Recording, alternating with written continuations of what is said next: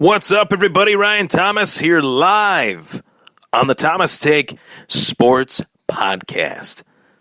Bring you another edition of the Thomas Take, and I'm very, very excited to kick this one off. As I told you all on the Thomas Take Sports Podcast Facebook page, that I wouldn't bring you just episodes on Sunday and Wednesday. I'll be bringing you episodes daily, every day this week. The Thomas Take will be on.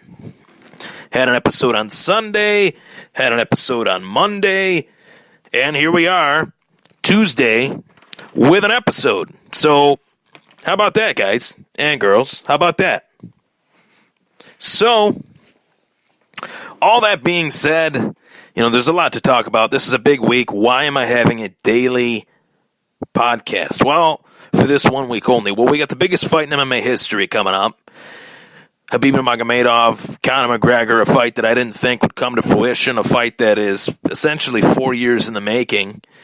We'll talk about that in the next part of this podcast, but there's some fantasy football news out there for all the fantasy football nerds like myself, for you guys to, take a listen to. So I think right now we're in week 5 of the fantasy football season, week 5, obviously, of the regular NFL season in real life, not fantasy oriented, but in real life. We're heading into week 5. Some people are 1-3, some people are 0-4, some people are 2-2, some people are 3-1, some people are 4-0. And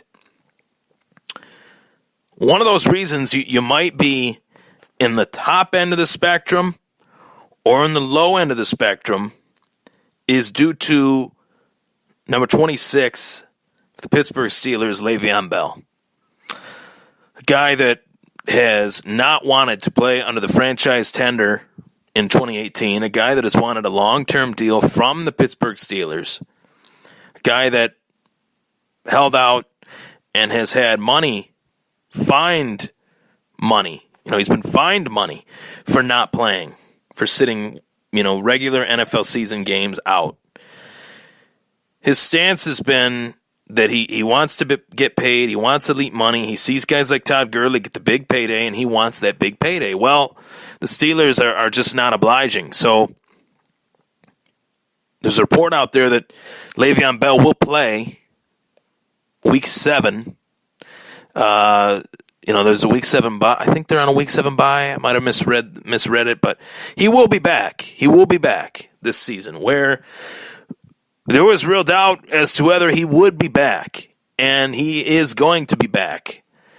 So if I put myself in my shoes, I had real doubt as to whether Le'Veon Bell would play. I talked specifically to my dad about not drafting Le'Veon Bell. Don't draft him. You got Todd Gurley, you got Ezekiel Elliott, you got David Johnson, you even got Antonio Brown.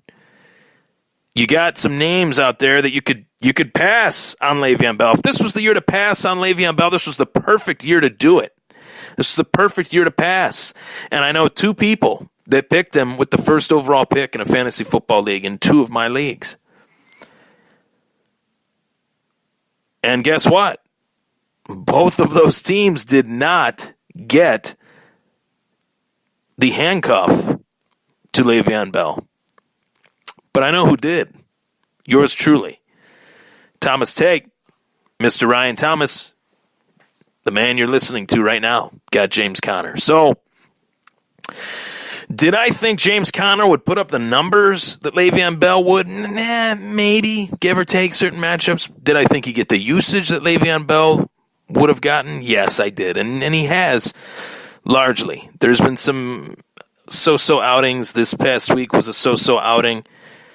But nonetheless, James Conner has been that running back for the Steelers since Le'Veon Bell is not playing.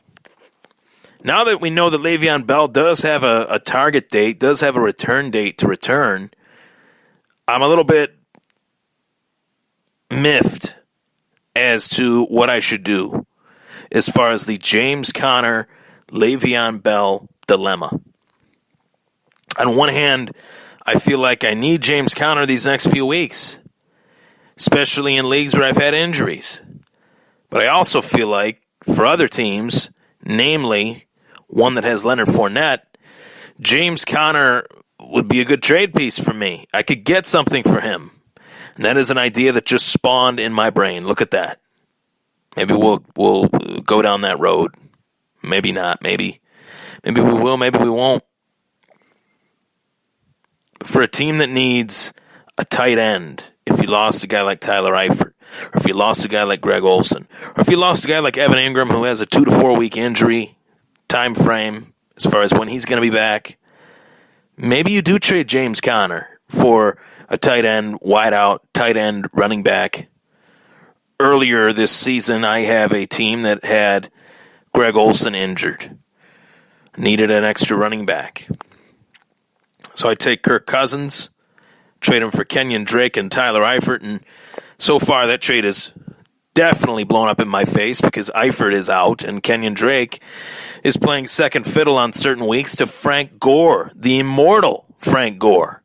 So there's no telling, what move is the right one until weeks past that. But, Kirk Cousins is really obsolete to me. He was a great trade piece because I have number 15 of the Kansas City Chiefs, Pat Mahomes. So what do I think you should do? I've talked about what I'm thinking of doing. I've talked about what I have done. What do I think you should do? I am here to tell you that, yes, I did make a statement that if you do have James Conner, do not trade him at any cost. But then again, as I said from the top, we are in week 5. We don't know how many more injuries our fantasy team is going to have. We gotta beef up that bench a little bit. We gotta beef up our bench and find out what we gotta do to avoid losing a season due to an injury. That is the last thing that any fantasy owner wants to do, is to know that you have an elite team, but 1 or 2 injuries could really drastically change the outlook of your fantasy season. So who are some names out there that I think you could trade James Conner for? Well, it depends on the type of league you're in. If you're in a keeper league, James Conner has far more value because, yes, I do not believe that LeVeon Bell will be a Steeler next year. I believe LeVeon Bell will go to a very cap-friendly situation for him, a team with plenty of cap room. The Buffalo Bills, maybe not. We'll see. Maybe. God willing. Maybe he goes to another team like Indy. Maybe he goes to a team like Green Bay. Maybe he goes to a team, who knows? But I just don't see Le'Veon Bell, a Pittsburgh Steeler, next year. As a Steeler, I just don't see it. I see him defecting from Pittsburgh, going to a different place, having 3 to 4 productive years, and then somewhat riding off into the sunset, hopefully for his career, for his sake, he does get that Super Bowl ring that he's wanted. Dynamic player nonetheless, but in dynasty leagues, I can't help but wonder if I would rather have James Conner at this point than Le'Veon Bell, because James Conner's got a longer shelf life. Not that Le'Veon Bell is old by any stretch, but he's had year after year after year after year of success. And you don't know how many years this guy's got left. James Conner is on the right side of 30. Le'Veon Bell is on the right side. James Conner is on the right side of 30. Le'Veon Bell is on the wrong side of 30. So if you're in this situation, if you're a Le'Veon Bell owner and you don't have James Conner, I am buying into James Conner because chances are there's not a running back at this current point in the waiver wire that gets the workload that a James Conner would get. There's just not. There's some names. I'm not going to throw them out there, but there's some, but they're not in that offense, in that high-powered offense. I will say I've been vastly disappointed in Pittsburgh's run blocking and Pittsburgh's offensive line, as have the Pittsburgh Steelers. So maybe we haven't seen the best from James Conner yet during this 4-week stint as the Steelers' RB1. But we remember what D'Angelo Williams did for Le'Veon Bell when he had the suspension D'Angelo Williams put up some work. That was probably the best, the last and the best that we've seen from D'Angelo Williams since his heyday in Carolina. So all that being said, if you have Le'Veon Bell, I would trade for James Conner. If you have James Conner and you don't have Le'Veon Bell, I'd prepare my team for the future. I would trade James Conner for a future depth, some depth. Whether it's wide receiver, tight end, wide receiver, running back. You got to fill some spots in your bye weeks too. If you have some better players to fill in those bye weeks, you're one step ahead towards everyone else. You're one step ahead towards winning a championship. Which could mean money, which could mean bragging rights, which could also mean a trophy. As I say that, I look over to the top of a mantle in my room, my bedroom, where I'm recording the TTSP tonight, and I see the trophy that has been in my same, mantelpiece here for the last 2 years. Which, yes, that does in fact mean that not only did I win in 2016, I won in 2017. So take it from me, Ryan Thomas of the Thomas Take Sports Podcast. Fantasy football is my Matt Forte. See what I did there? Matt Forte is not playing anymore, but it's still funny. It's still funny. So that's it. This situation sucks for anyone. Whether you own James Conner, whether you own Le'Veon Bell, this situation does suck. James Conner is putting up points. Last week he didn't do that well, but for the most part he's done pretty good. This was a free pickup. In my case, I got James Conner due to the fact that I had the number one waiver in my league where I'm the reigning champion. If you pick 10th, which I did, if you pick 10th in a draft and you have the first waiver, that's your only real chance to use it before the season in my case, because my waiver order depends on the inverse order of standings.